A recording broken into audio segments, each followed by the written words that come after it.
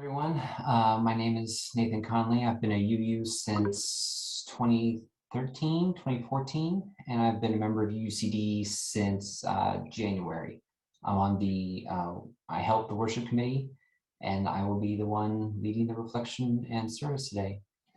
So our opening words: a drop becomes a trickle that flows to a creek, to a stream, to a river, to a lake, to the sea, to the ocean, and back to the clouds to start again.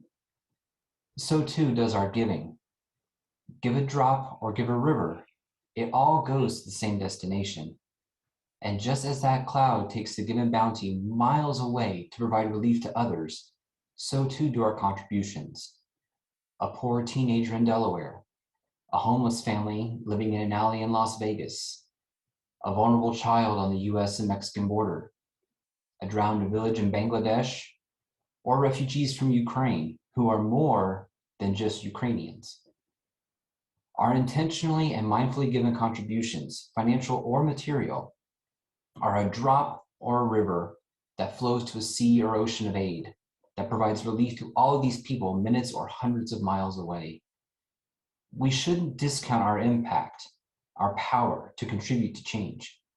If a drop can contribute to a glacier, just think of the potential even the smallest donation could have on the world, or even just one person's life. Today, we will look at stewardship of our fellow human beings in the form of mindful and intentional generosity through the lens of 4 of our 7 UU principles. The first, the inherent worth and dignity of every person. The second, justice, equity, and compassion in human relations. Sixth, the goal of world community with peace, liberty, and justice for all. And the 7th, respect for the interdependent web of all existence of which we are a part. Our gathering music for today is hymn number 84 from the Gray Hymnal, Singing the Living Tradition, titled How Far Can Reach a Smile, performed by Les and Steph Tacey.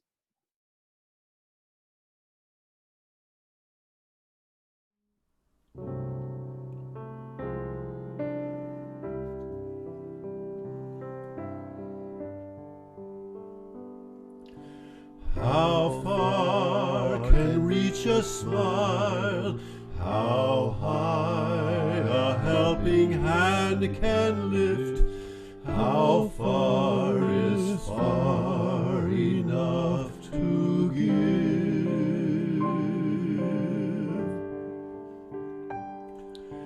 Is there a way to learn just how a kindness speaks, or where it goes? Should love be caught to hold?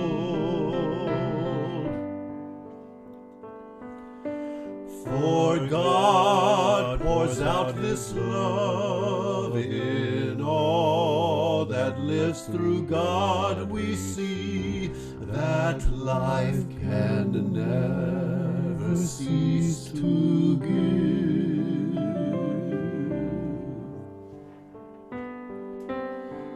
If we then think our small amount of help would not go far, and so don't give, would we still live?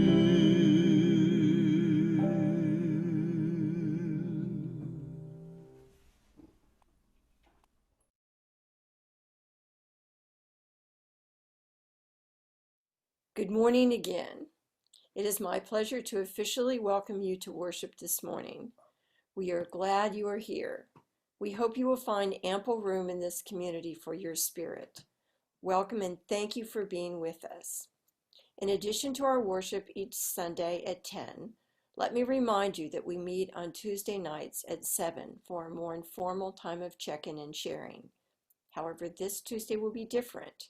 We are all invited to participate in a peace vigil for Ukraine this Tuesday from 7 to 8. This event will substitute for our usual Tuesday evening gathering. Reverend Dr. Carmen Amos will lead our congregation as we offer thoughts and prayers of peace, strength, and healing for our brothers and sisters in Eastern Europe. At the vigil, you may light a candle as you share your heartfelt thoughts for peace in our world. Another announcement from Wendy Pickett, who is UUCD's annual Stewardship Campaign Chair. For the coming, our campaign starts for the coming fiscal year this week. This is the time to renew your commitment to our congregation as we depend on the financial contributions and pledges of UUCD members and friends to support our budget, which supports our work, pays Reverend Carmen's salary, and may pay our rent if we start meeting together again sometime soon. Members and friends should be on the lookout for the Stewardship Campaign packet, which will be mailed out this week. We are grateful for any and all financial pledges and contributions which allow us to carry out our mission. During the UU moment today and for the next 2 weeks, you will be hearing from members of our congregation as they speak about what UUCD means to them and why they pledge. Now, as we prepare ourselves for worship, let us take a deep breath and a moment of silence together.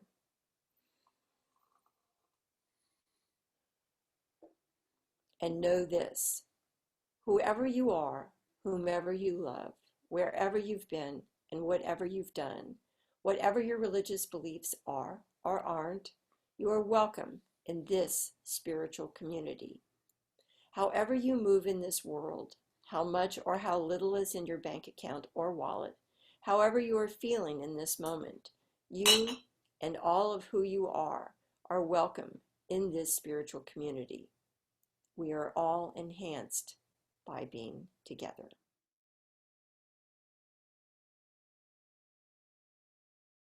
I am Stephanie Honey Young, a member of the Board of Trustees as the treasurer.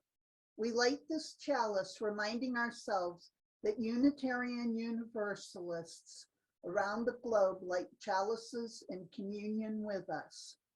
Our chalice lighting words this morning come from Reverend Dr. Richard S. Gilbert. May we be the keepers of thy flame. O flaming chalice, symbol of a free faith, burn with the holy oil of helpfulness and service. Spread warmth and light and hope. Warm hearts grown cold with indifference.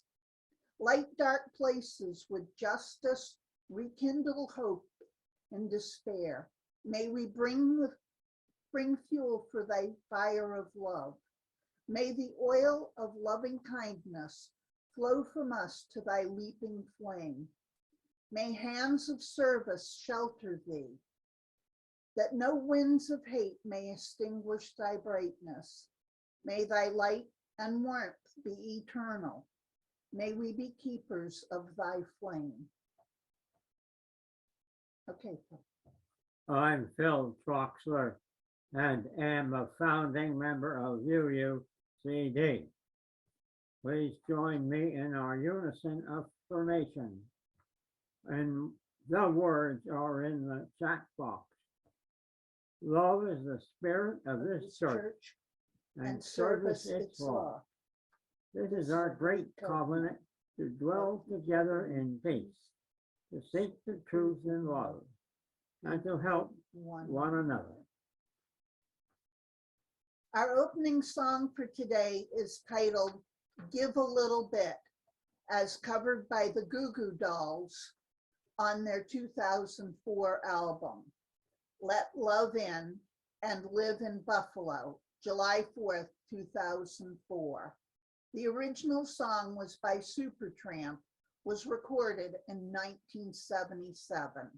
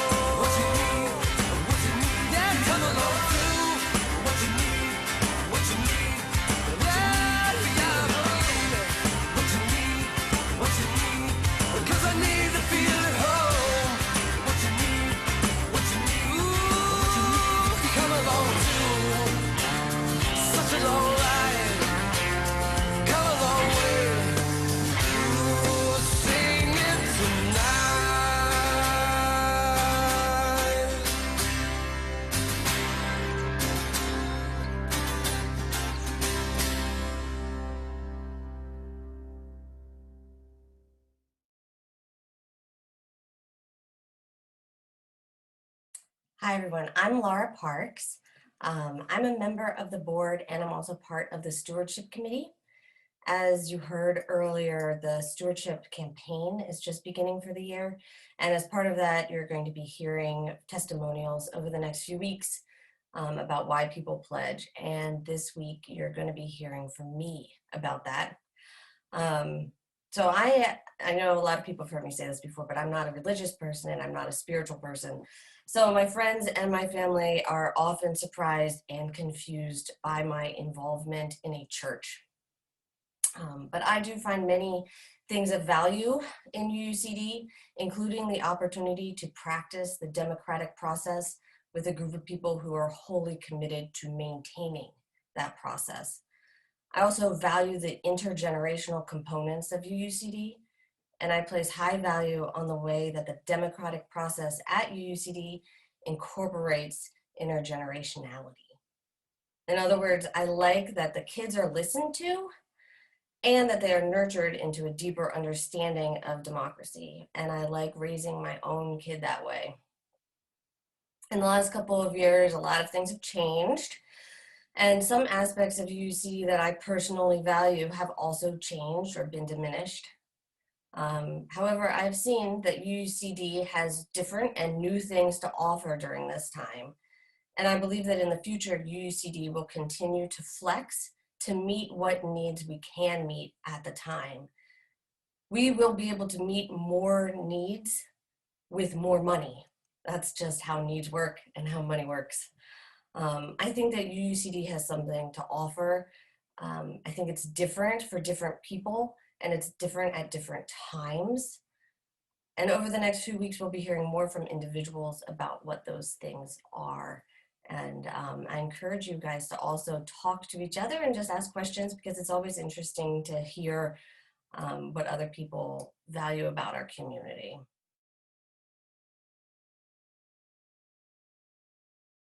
Good morning. My name is Gina Zanella Sample, and I have been a UU and a member of UUCD since November of 2021. Today's story for all ages is an original composition written by Nathan Conley, inspired by and created for today's service titled Pleasantly Provided For. Once there was a child who was pleasantly provided for. She would wake every morning, help around the house, eat breakfast, walk to and from school, and never wanted for anything. Clothes, food, playthings were all provided for her. This was normal, and she never thought any different of it, for this must be how it was for all kids, or so it seemed to her. One day, on her way to school, she saw something odd sticking out of a grate in the sidewalk. As she drew closer to see what it was, she found a not terribly uncrisp $5 bill. How odd, she said to herself, for how could someone lose such a new and clean-looking piece of money? She pocketed the bill in her raincoat and made her way to school. At school, she noticed another child wasn't eating breakfast. How sad, she thought. I wonder why he's not eating. It has to hurt being hungry. She asked the child why he wasn't eating, and he replied that his parents were having a hard time. The TV and lights weren't working anymore. The fridge was more empty than he had ever seen it, and they looked so tired all the time, but smiled as often as they could to make things seem better. The girl reached into her pocket, pulled out the $5 bill she had found, and gave it to the boy. Here, she said, breakfast is only $4, or so the lunch lady told me, and you can get a big chocolate milk with the last dollar. Wow, said the little boy, thank you. Your parents must be rich with money, this good looking. Thank you again, and off he ran to get in line. What are you doing? What did you do that for? Said some other kids who had been nearby. We know you, and we know you don't have that much money. So why did you give him such a good-looking $5 bill when you could have bought something for yourself with it? Because I don't need it, said the girl, slightly confused, but mostly understanding. I live in a shelter house with my mom, you know, since my dad never came back from his business trip overseas. And the lights and the TV always work because others help us pay the bills. I have clothes because other people are nice enough to give what they don't want or need anymore. I have breakfast and lunch every day because people help the school provide it for me. I have everything I need. Why do I need to keep $5, no matter how new or old and crinkly it looks? when someone else doesn't have as much as I do. I'm pleasantly provided for. The other kids didn't know what to say and stood for a moment looking shocked and confused at the same time. Finally, they hung their heads as one of them said, "Wow, I didn't realize how much stuff I had until you said that. I need to look at my things when I get home. Maybe I don't need all of it anyway. And besides, if I don't need it, maybe another kid does."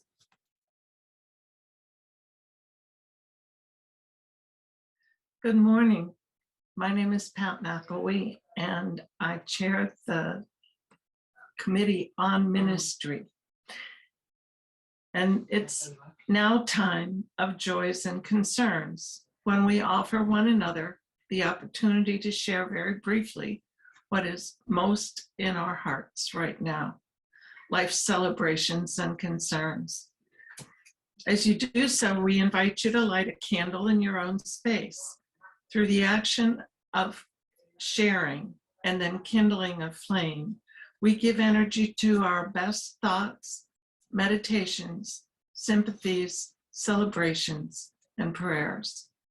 We hold these as sacred in our collective hearts. We would also like to invite anybody new to our community to introduce yourselves if you want to. We welcome you warmly and would be pleased to light a candle in honor of your connection with us this morning and whatever joys and concerns you carry in your hearts. At this time, we invite you to change your view to gallery view in the upper right corner of your screen so that you can see everyone who's here. As you feel led, please unmute your microphone and share your joy and concern, and light your candle if you have one. You can watch the mute symbols in the lower left of each person's video stream to see if anyone else is unmuted. It's best if we share one at a time. Please mute your mic after you have shared. We light one final candle for the joys and concerns that were not spoken by those of us here and in solidarity with those in our community who could not be with us this morning. And I am Carrie McElwee. I am president of your board of trustees. And I get to do the offering this morning. As Unitarian Universalists, a central part of our worship in person and online is the opportunity we all have to practice the art of generosity and the spiritual practice of gratitude. Our gifts to our congregations are what allow our communities to live into our calling and mission. We are grateful to you for the many ways you support our community, including your financial pledges and offerings. Your gifts matter, and it is one of the ways that you make the world a better place. As a reminder, our donee for this month is the Dover Interfaith Mission for the Homeless, and there is still time to make a contribution, no matter how small, to assist those who are assisting the homeless in our community. For those who are making pledges or who want to contribute to UUCD, please visit uucd.org and click on the Support UUCD for more information on how to donate online or by mail. Now, our offertory music is Through Heaven's Eyes from the 1998 DreamWorks animation film, The Prince of Egypt, with lyrics provided by YouTuber Luisa Benavides.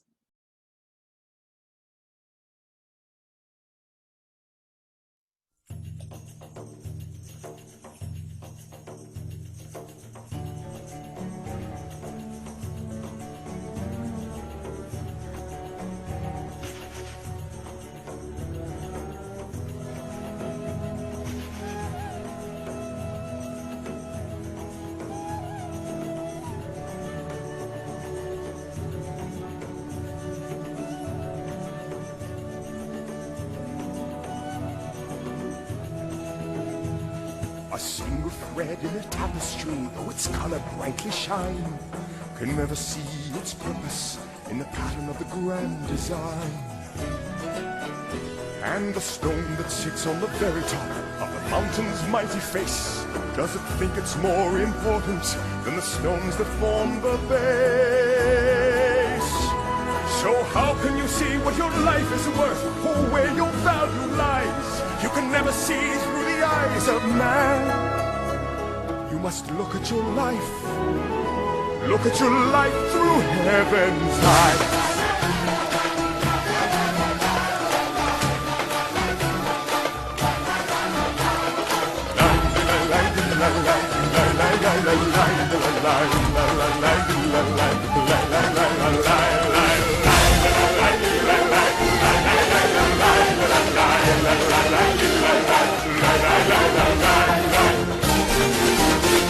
A lake of gold in the desert sand is less than a cool, fresh spring. And to one lost sheep, a shepherd boy is greater than the richest king. If a man lose everything he owns, has he truly lost his worth? Or is it the beginning of a new and brighter birth? So how do you measure the worth of a man in wealth or strength or size? In how much he gained or how much he gave? The answer will come. The answer will come to him who tries to look at his life through heaven's eyes.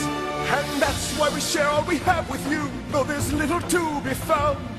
When all you've got is nothing, there's a lot to go around. No life can escape being blown about by the winds of change and chance.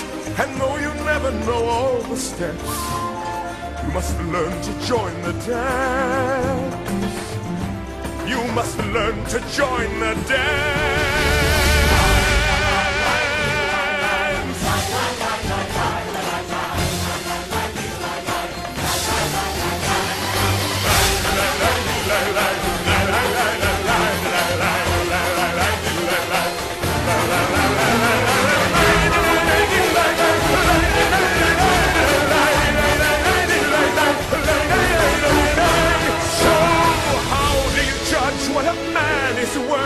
By what he builds or buys.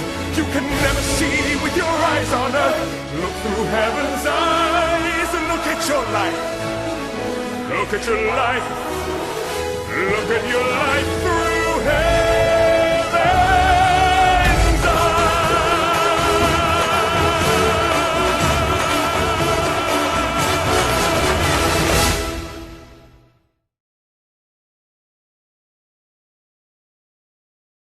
Good morning, I'm Rose Ackerman, and I've been a member of UUCD for about 4 years. I'm a co-chair of the membership committee with Sarah Russell. Our reading for today is History of the Flaming Chalice, as found on the website in the Unitarian Society of Santa Barbara. The flaming chalice has become a well-known symbol of our denomination. The chalice and flame were brought together as a Unitarian symbol by an Austrian artist, Hans Deutsch, in 1941. Living in Paris during the 1930s, Deutsch drew critical cartoons of Adolf Hitler. When the Nazis invaded Paris in 1940, he abandoned all he had, fled to the south of France, then to Spain, and finally, with an altered passport, into Portugal. There he met the Reverend Charles Joy, Executive Director of the Unitarian Service Committee, USC.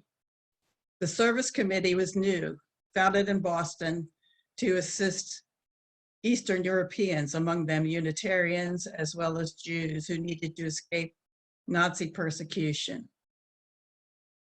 From his Lisbon headquarters, Joy oversaw the secret network of couriers and agents. Charles Joy felt that this new unknown organization needed some visual image to represent Unitarianism to the world, especially when dealing with government agencies abroad. Deutsch was most impressed and soon was working with the USC. He later wrote to Joy, "There is something that urges me to tell you how much I admire your utter self-denial and readiness to serve, to sacrifice all, your time, your health, your well-being, to help, help, help. I am not what you may actually call a believer. But if your kind of life is a profession of your faith, as it is, I feel sure, then religion, ceasing to be magic and mysticism, becomes confession to practical philosophy and, what's more, to active, really useful social work. And this religion, with or without a heading, is one to which even a godless fellow like myself can wholeheartedly say, yes." The USC was an unknown organization in 1941. This was a special handicap in the cloak and dagger world, where establishing trust quickly across barriers of language, nationality, and faith could mean life instead of death. Disguises, signs, and countersigns, and the midnight runs across guarded borders were the means of freedom in those days. Joy asked Deutsch to create a symbol for their papers to make them look official and give dignity and importance to them, at the same time to symbolize the spirit of our work. When a document can keep a man out of jail, give him standing with governments and police, it is important that it look important. Thus, Hans Deutsch made a lasting contribution to USC, and as it turned out, to Unitarian Universalism. With pencil and ink, he drew the chalice with a flame. It was, Joy wrote his board in Boston, a chalice with a flame, the kind of chalice which the Greeks and Romans put on their altars. Holy oil burning, and is a symbol of helpfulness and sacrifice. This was what was in the mind of the artist. The fact, however, that it remotely resembles a cross was not in his mind. But to me, this also has merit. We do not limit our work to Christians. Indeed, for the present moment, our work is 9/10 for the Jews. Yet we do stem from the Christian tradition, and the cross does symbolize Christianity and its central theme of sacrificial love. The flaming chalice design was made into a seal for papers and a badge for agents moving refugees to freedom. In time, it became a symbol of Unitarian Universalism all around the world. The story of Hans Deutsch reminds us that the symbol of the flaming chalice stood in the beginning for the life of service. When Deutsch designed the flaming chalice, he had never seen a Unitarian or Universalist church or heard a sermon. What he had seen was faith in action, people who were willing to risk all for others in a time of urgent need. Today, the flaming chalice is the official symbol of the Unitarian Universalist Service Committee and the Unitarian Universalist Association. Officially or unofficially, it functions as a logo for hundreds of congregations. A version of the symbol was adopted by the General Assembly of the Unitarian and Free Christian Churches in Britain. It has since been used by Unitarian churches in other parts of the world also. Perhaps most importantly, has become a focal point for worship. No one meaning or interpretation is official. The flaming chalice, like our faith, stands open to receive new truths that pass the test of reason, justice, and compassion.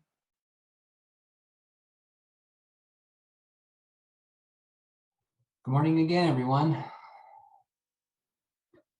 So I will be giving today's reflection, as I said earlier, and this is not new to me. I did one in 2013 at UU Surprise in Surprise, Arizona, and then as now, it was a calling I couldn't ignore. So when we needed someone to speak today, I offered up my experience, as little as it is, and I hope it does well by all of you.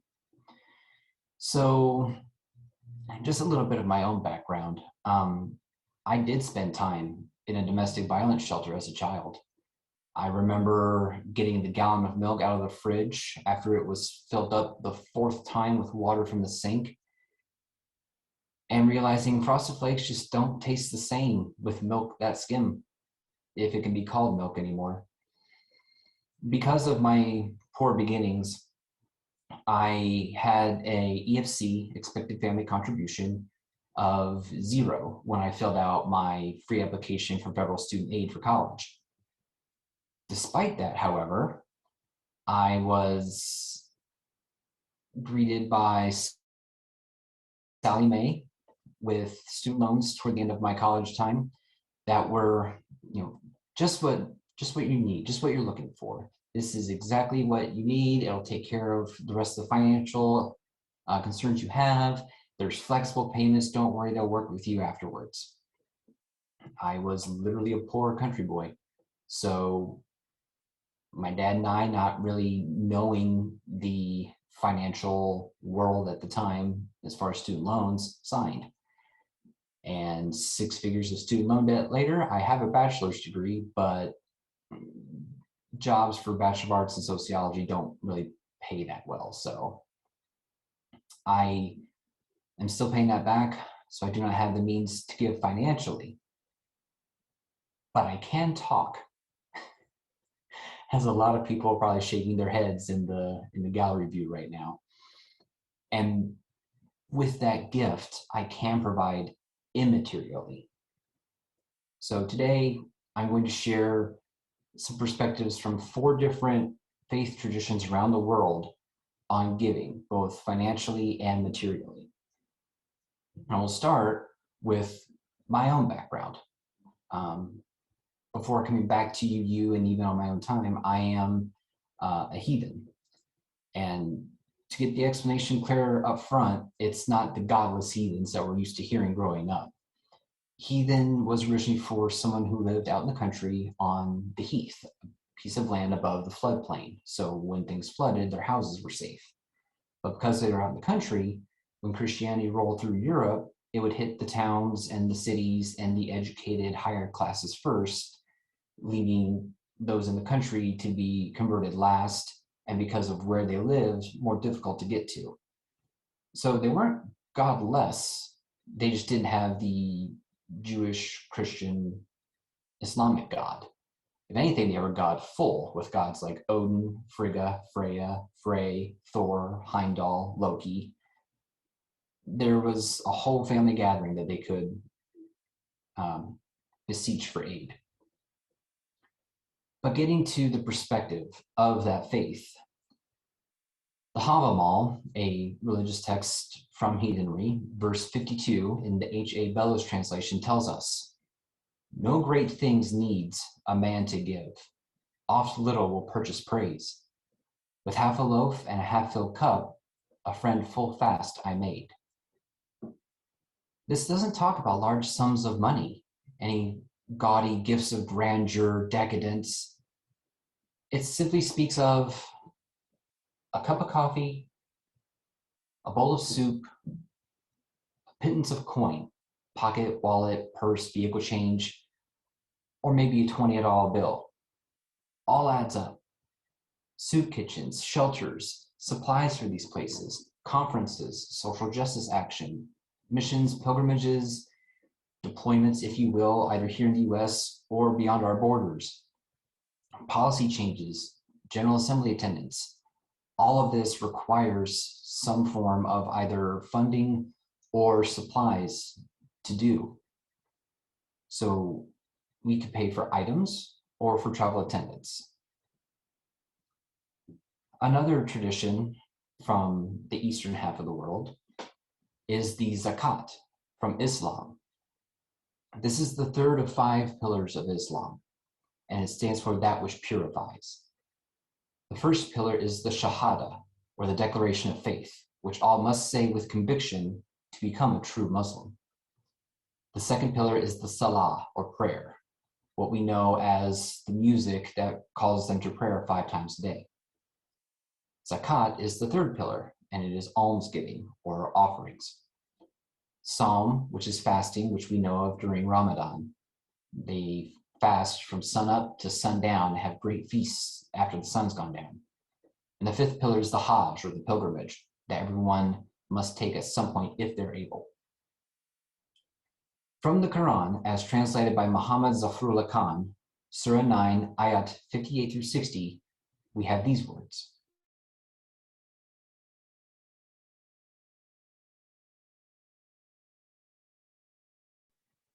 There are some among them who, if they are given thereof, they are pleased. But if they are not given thereof, they are at once put out. Had they been content with that which Allah and His Messenger had given them and said, sufficient for us is Allah. In case of need, Allah will give us of His bounty, and so will His Messenger. To Allah do we turn in supplication. It would have been the better for them. Alms are only for the poor and the needy, and for those employed in connection with their collection and distribution, and for those whose hearts are to be comforted, and for the freeing of slaves, and for those burdened with debt, and for those striving in the cause of Allah, and for wayfarers. This is an ordinance from Allah. Allah is all-knowing, wise. So here in the Quran, we see that in Islam, it is directed by the divine. Allah has said, you will give, whereas we have the choice. In Muslim countries, typically, because they are theocracies, the government automatically takes this 10%. But here in the West and in most other Christian nations, the government does not take a 10% faith tithe tax from our paychecks. It's up to us with our free will and intentional choice whether to do this or not. And one could argue that this gives our offerings, tithings, alms, more meaning, more power, more impact, because we have the choice to do it or not. In Sikhism and somewhat in Hinduism and Indian subcontinent, we have 6% of one's income that should be donated both in financial form and as direct work, or seva. Seva being short for kar seva, which means hands or work combined with service. This can also mean to worship, adore, pay homage through acts of love in the Punjabi language. Voluntary labor is done by a kar sevak, or sevadar. This is the selfless and altruistic service to others and or the community, the society, that can also be seen as a form of worship or service to a higher power. This is either money freely given with no intent for any recompense, or some action, some service to others for which you do of your own free will with no intent for praise or recognition or anything in return. But these are overseas. These are Europe and Asia. What about here in the United States, in the lands of North America? From the Native Americans, we have the Haudenosaunee, the people of the Longhouse. We may know them, or have been taught to know of them, as the Iroquois Confederacy, or more preferably, the League of Nations. These 5 nations are the Mohawks, the Oneidas, the Onondagas, which are the only UN-recognized Native American peoples, the Cayugas, and the Senecas.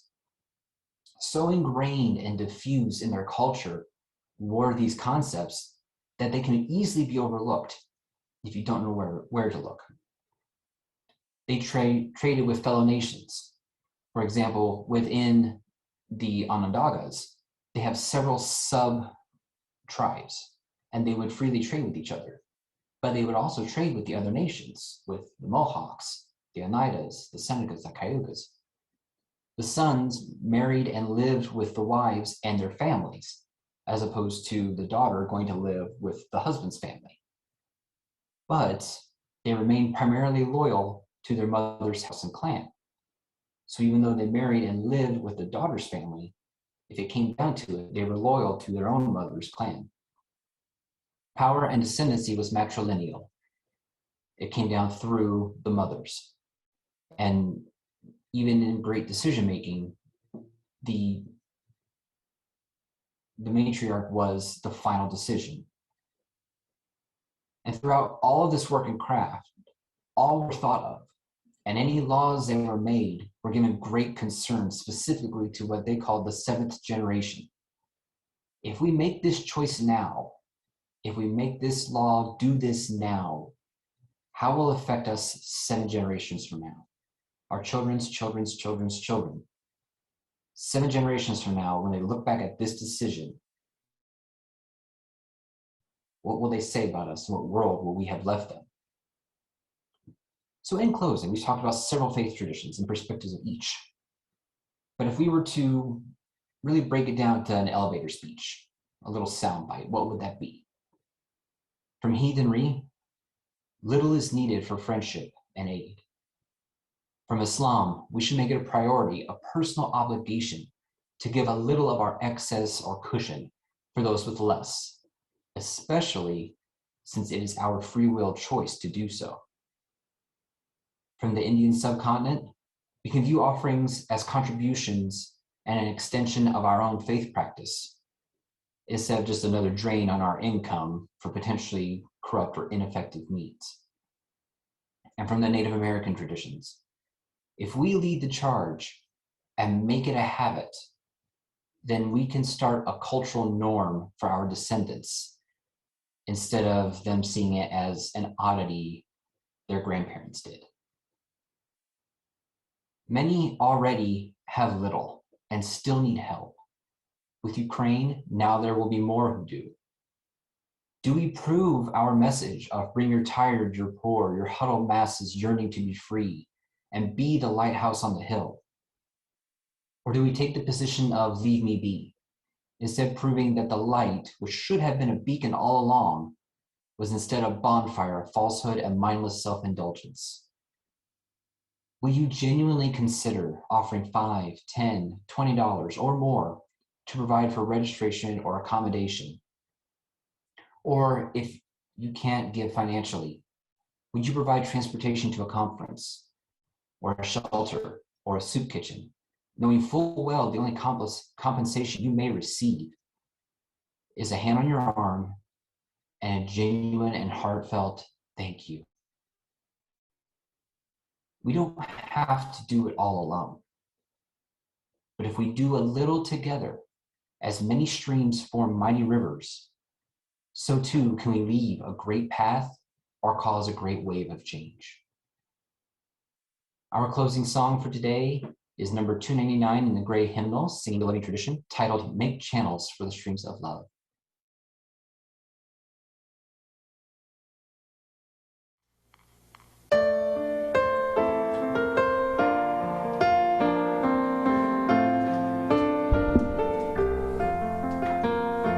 Make channels for the streams of love where they may broadly run, and love as overflowing streams to fill them everyone. But if at any time we see such channels to provide, of love for us will soon be parched and dried. For we must share if we would keep this gift all else above. We cease to give, we cease to have, such is the law of love.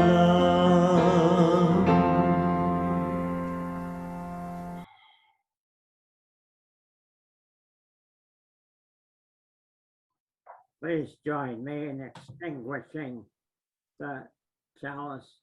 Words are in the chat box. We extinguish this flame, but not the light of truth, the warmth of community, or the fire of commitment. Fire of commitment. These we carry in our hearts until we are together again.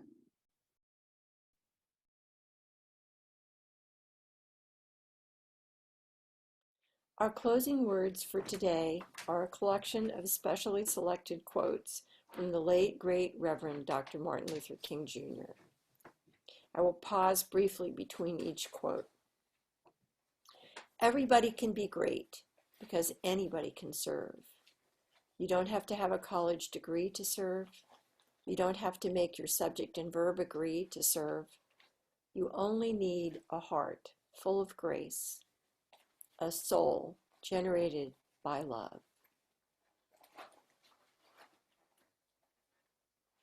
But I know somehow that only when it is dark enough can you see the stars. There comes a time when one must take a position that is neither safe nor politic nor popular, but he must take it because conscience tells him it is right. Our lives begin to end the day we become silent about things that matter.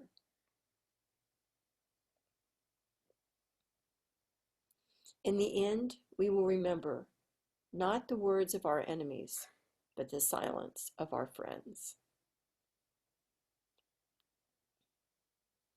We must live together as brothers or perish together as fools.